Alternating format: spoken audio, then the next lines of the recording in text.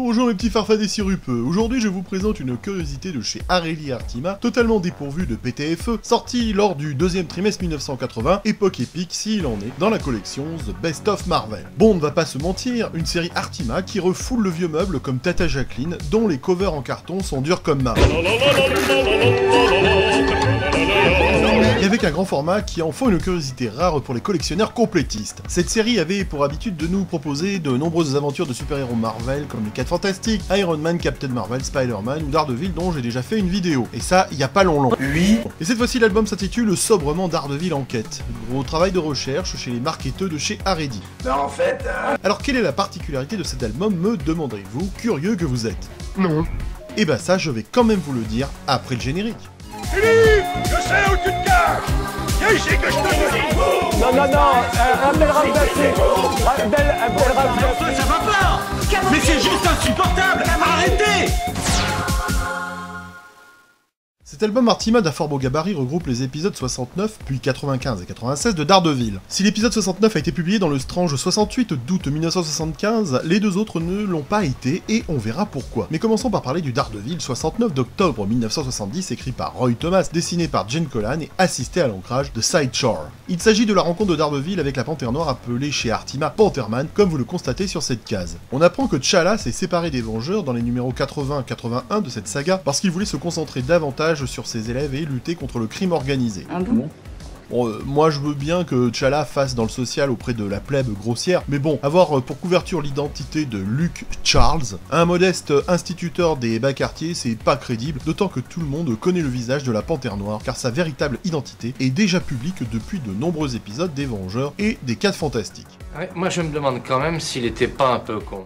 Daredevil interrompt un vol commis par de la Kyra, mais dans sa fuite désespérée, un garçon de 15 ans appartenant au groupe se fait démonter la cuve à jus au volant d'une camionnette lors de l'intervention du cornu. Le gosse est grièvement blessé. Alors que Daredevil emmène l'enfant à l'hôpital, la Panthère Noire apparaît et pendant que le garçon est en chirurgie, les deux héros comparent ce qu'ils savent sur cette affaire. Il s'avère que le garçon s'appelle Lonnie Carver et que c'est l'un des élèves de Black Panther. Lonnie a un frère aîné appelé Billy qui venait de rentrer du Vietnam lorsque le gang appelé les Thunderbolts a tenté de le recruter. Le scénariste insiste bien sur le fait que ce gang fait des activités criminelles en s'abritant derrière l'image du radicalisme des Black Panthers. C'est osé. Y'a de quoi s'y perdre.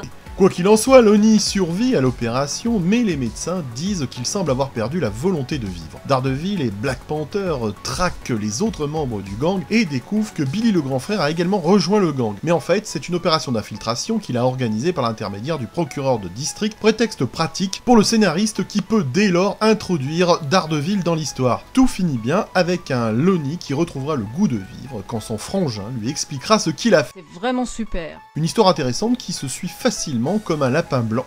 Bordel, mais qu'est-ce qui a écrit ça? Ça n'a pas de sens cette histoire de lapin blanc. Je disais que l'histoire permet une belle interaction entre Daredevil et la Panthère Noire, mais j'avoue qu'il n'y a pas de quoi en défriser un nichon. Et justement, en parlant de nichon, nous allons à présent nous intéresser aux deux épisodes velus de Daredevil 95 de janvier 73, oh quel beau mois, écrit par Jerry Conway et dessiné par Gene Colan, assisté de Tom Palmer, puis du Daredevil 96 de février 1973, toujours des mêmes artistes, si ce n'est à l'ancrage où Palmer a laissé la place à Ernie Chan, pour ceux que ça intéresse, mais en tout cas pas moi. Il faut que vous le sachiez, et pas seulement dans la colle, ces épisodes de Daredevil auraient dû être publiés si on avait suivi la chronologie lugienne dans les Strange 93 et 94 en 1977. Ouais, non mais... on s'en fout. Mais ce ne fut pas le cas, et c'est Aredi qui nous offre ces deux épisodes dans cet album. Mais je pense avoir saisi la raison de Lug pour ne pas publier ces deux épisodes qui ont fait tout un scandale aux États-Unis. J'imagine que Lug n'a pas eu envie de connaître le courroux coucou ou l'émotion de censure des cathos bolcheviques de l'époque. Alors vous le savez peut-être, et peut-être que non, les épisodes 95 et 96 de Daredevil ont vraiment fait scandale aux States. Tout a démarré du courrier des lecteurs dans le numéro 89 de Daredevil où quelqu'un s'est plaint du traitement machiste et sexiste par les auteurs de la Veuve Noire, l'idole, je vous le rappelle, à tarte, de mes nuits turgescentes. En effet, quand on regarde l'épisode, la Veuve Noire est une femme fragile et bouleversée qui a du mal à dissimuler ses sentiments, et Daredevil, bourré de testostérone, ne cesse de la protéger comme la petite femme sans défense qu'il imagine, comme Kravitz, s'occupant de la petite Vanessa en lui offrant des sucettes à Lenny. Là, il y a un gros jeu de mots quand même. Il lui sauve la vie comme une princesse en détresse et abuse de sa masculinité pour faire ce qu'il veut de la veuve.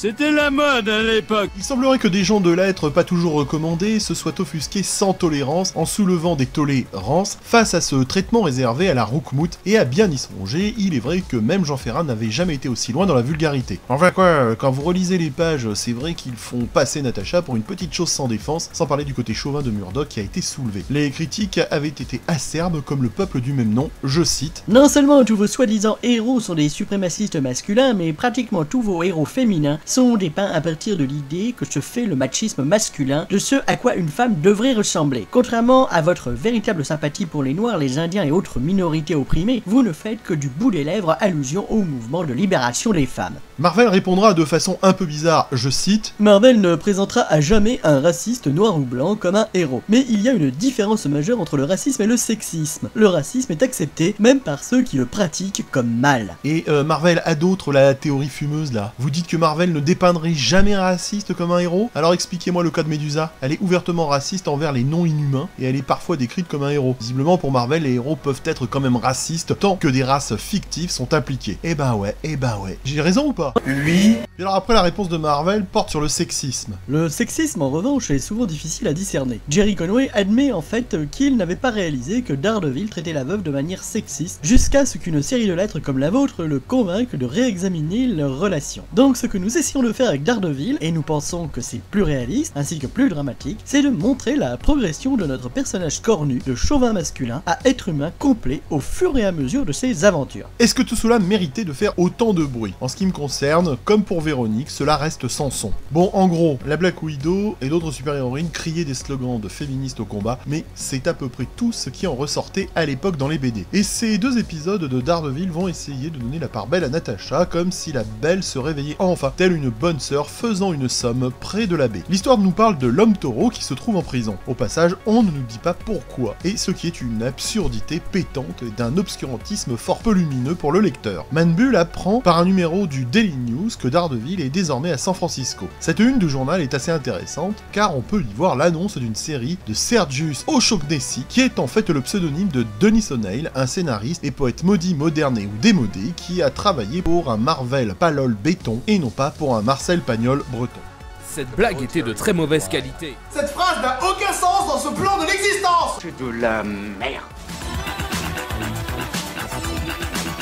Bon sinon, tant qu'on est sur cette une de journal, vous avez remarqué ce discret Jameson Pubco. Jonathan Jameson publie ses propres rivaux, à moins d'avoir racheté un journal rival, afin de la combiner avec le Bugle, je vois pas d'autre explication. Oui je sais, c'est un peu court, mais trash, comme le dit un ami cinéaste. Bref, à l'instar de Stéphane, mal armé de patience, l'homme taureau ne veut plus attendre d'être en liberté conditionnelle avant de s'en prendre à Daredevil, et il a une folle envie de lui péter le stick, tout de suite comme ça, comme vous prend la chiasse.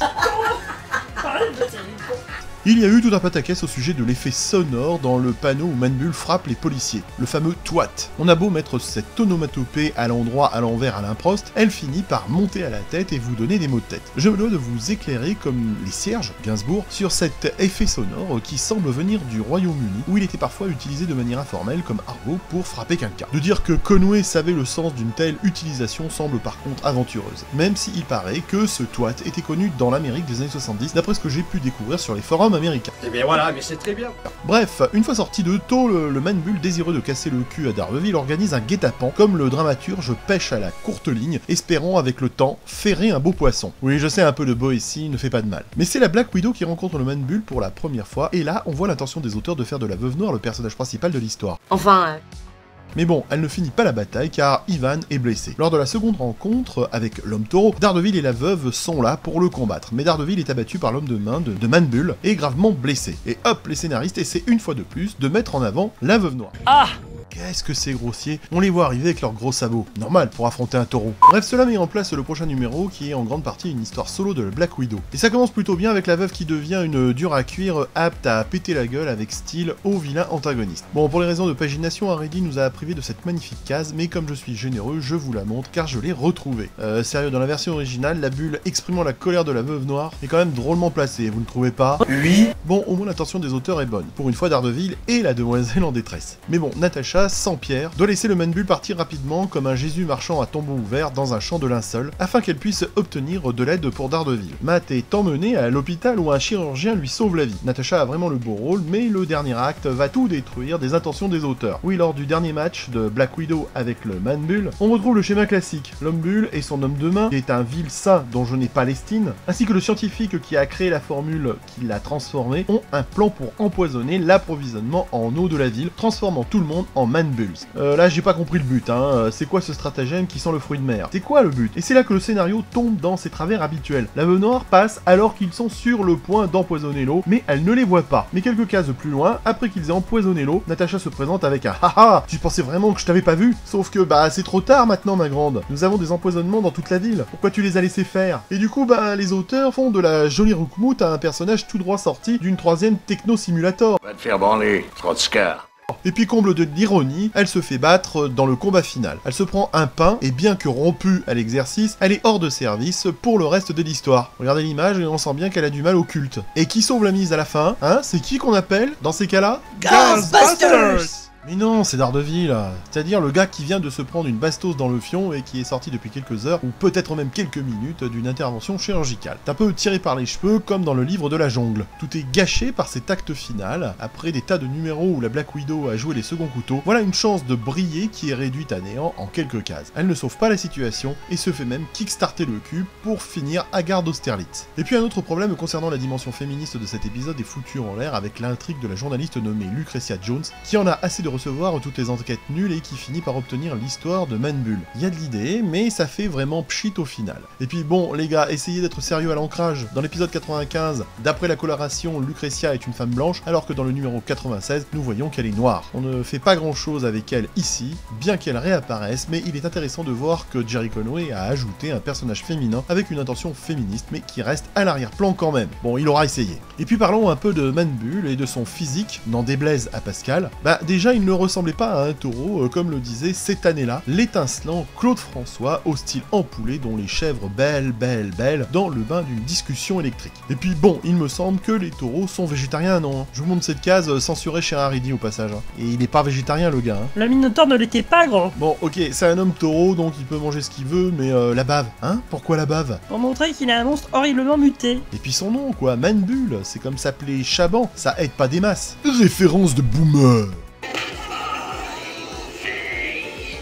Mais bon, le plus gênant, ce sont les intentions de Man-Bull. Animé de pulsions contondantes et agressives, il prétend que sa vengeance est bâtie sur la contrariété d'avoir été transformé en homme taureau, alors qu'il était humain au départ. On peut le comprendre, sauf qu'au début de cet épisode, quand il est en tôle, il est humain et il se transforme délibérément en homme taureau pour en sortir. Il ne sait pas bien ce qu'il veut, le gazier, hein, et j'imagine que dans une psychanalyse, il pousserait même Freud à se taire. Pourtant, toujours Lacan, on a besoin de lui. S'il n'aimait pas vraiment ça, pourquoi ne pas attendre simplement la fin de sa peine de prison et retourner à sa vie antérieure ?